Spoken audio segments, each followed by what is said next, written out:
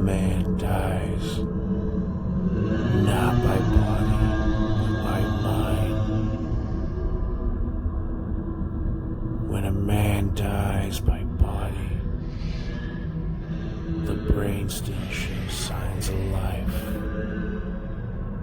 But what if a man dies by mind? Does the body still show signs of life?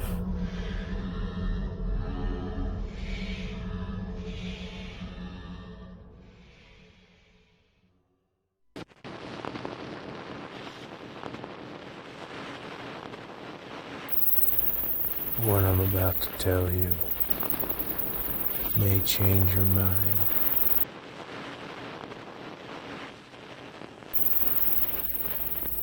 In your foreseeable future.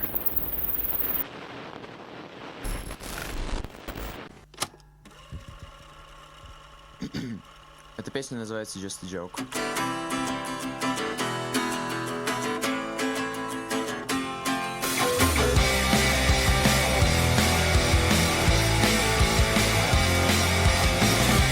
Someone save me from all I've done. Please don't blame me for all my past. 'Cause everything we can see is just a joke, nothing more. Everything we're calling truth suddenly will kill ourselves. Can't find the spinning deep inside of me. Wasting time, but it's fun. And even laugh can make me feel. Can't find the spinning deep inside of me. Wasting time, but it's fun. And even laugh can make me feel.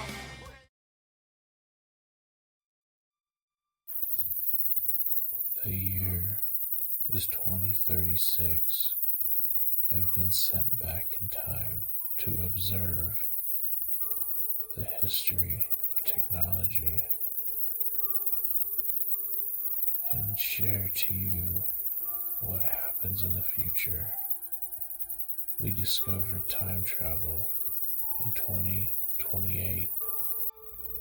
Sometime in the early 2000s, a scientist named Thomas DeMars took brain neurons from a rat and made a living brain that can fly a plane simulator. From that discovery, and a couple decades later, we have these quantum computers with the form of a living brain.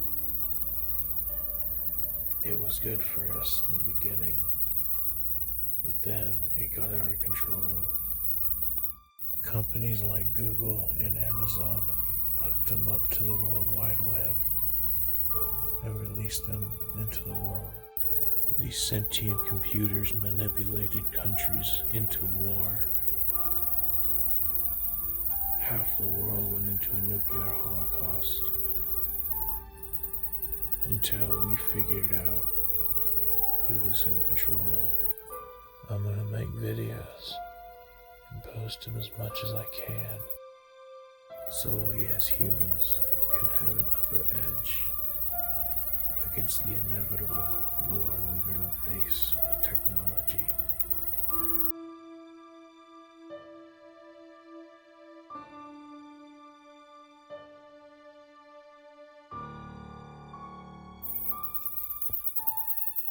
This is me sitting on a bench in a park, trying to prove to you that I'm a real person. You can refer to me as 1310.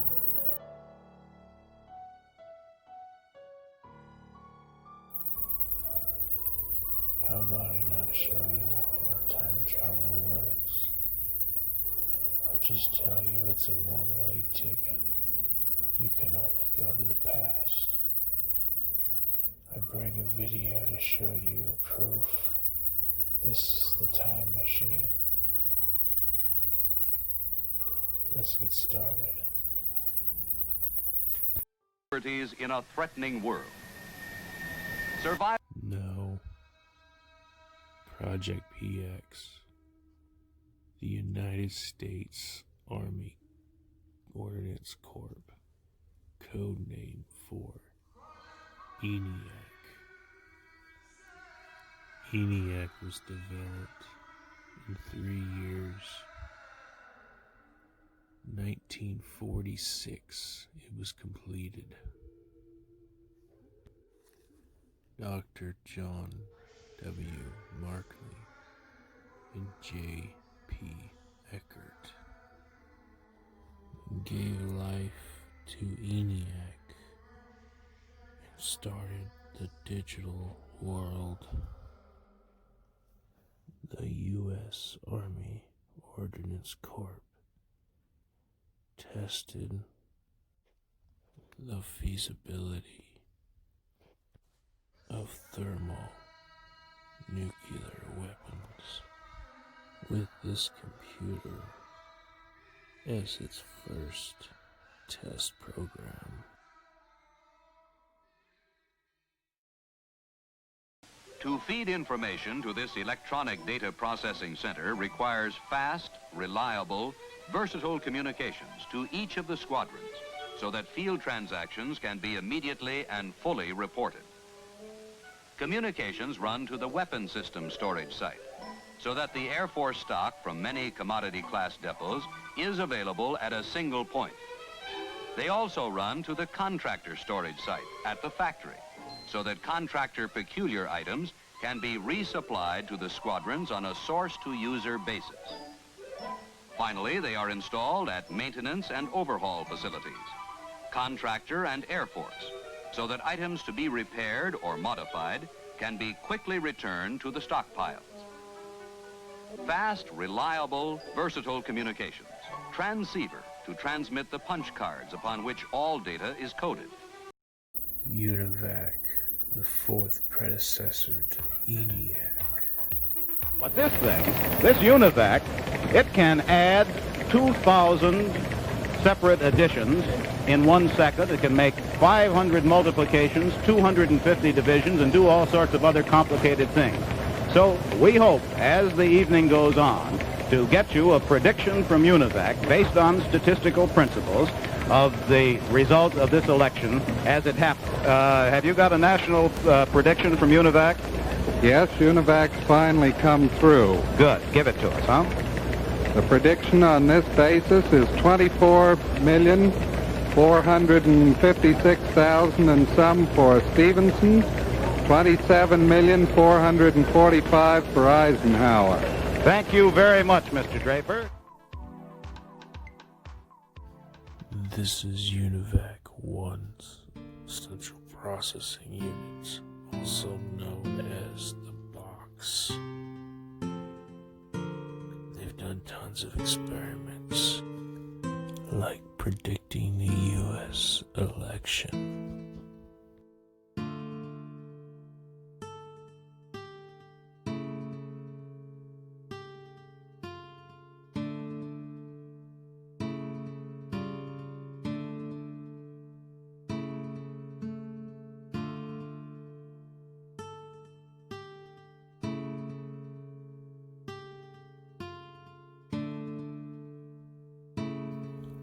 Other scientists have created stranger technology, and rumor is they've added it to UNIVAC 1.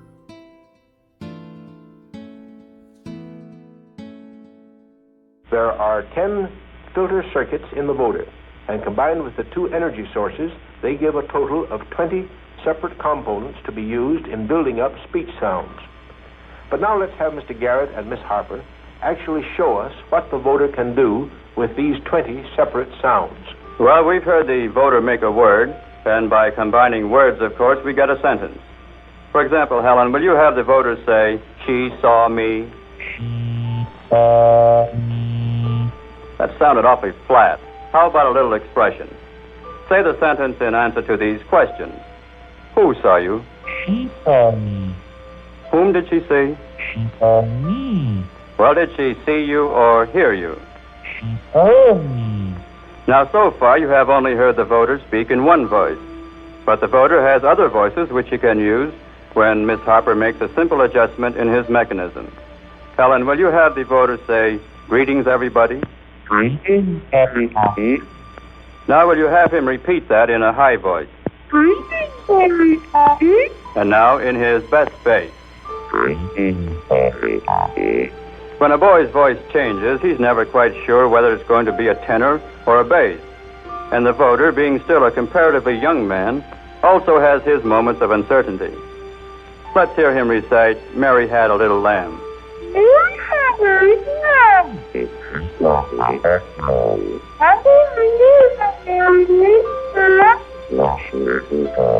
Gosh, voter, you sounded awfully dismal. Snap out of it. Let's hear you laugh. Okay.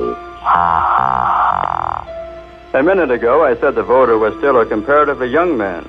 But that last laugh of his makes me wonder whether I might not have been wrong. Do you really feel as old as you sound? Yes, I feel very old. Well, I certainly feel sorry for you. Now, perhaps you noticed there was a peculiar quality in that voice you've not heard before. That was the vibrato. We noticed a little while ago that a vowel sustained without inflection didn't sound human. It sounded this way. Now, if we put vibrato into that same tone, we get this. And that, as you noticed, is really a singing tone. Yes, voter can not only talk, but he can sing. Test your voice for us, voter.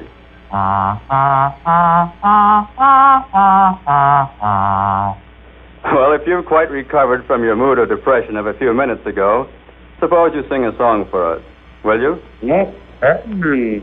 Well, how about Old Lang Syne? Okay. She told us long and before I never going on. She told us long and before I never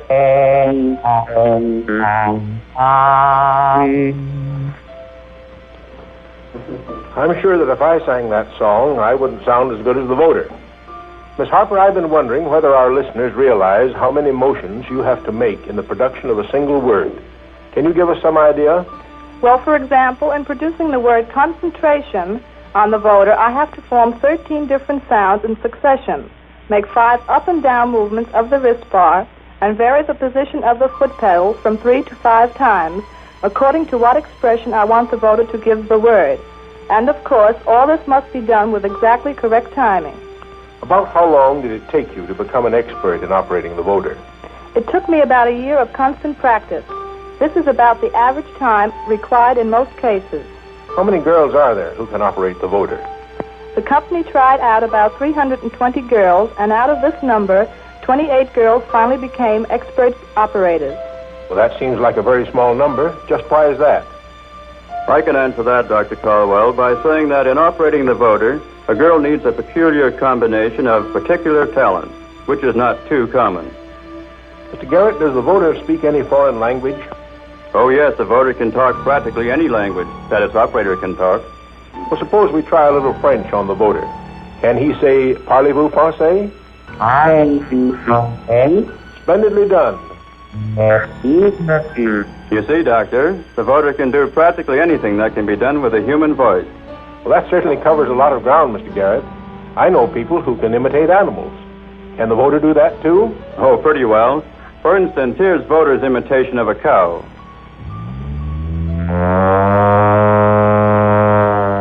And here's a pig. Have you given the voter any real education yet? Just what do you mean by that, Dr. Caldwell? Well, for example, does he know his alphabet? I'll let you judge that for yourself. A, B, C, D, E, F, G, H. Well, that certainly proves voters' versatility. And now I'd like to ask just what to see for the voter, Mr. Garrett. How can it be practically applied? Well, Dr. Caldwell, we don't anticipate any commercial use for the voter. It was built for an educational exhibit for the New York World's Fair and San Francisco Exposition. However, it is a byproduct of developments that we are going on and doing in the Bell Telephone Laboratories. Will you please make the voter say for our Eastern listeners, good evening, radio audience? Good evening, radio audience.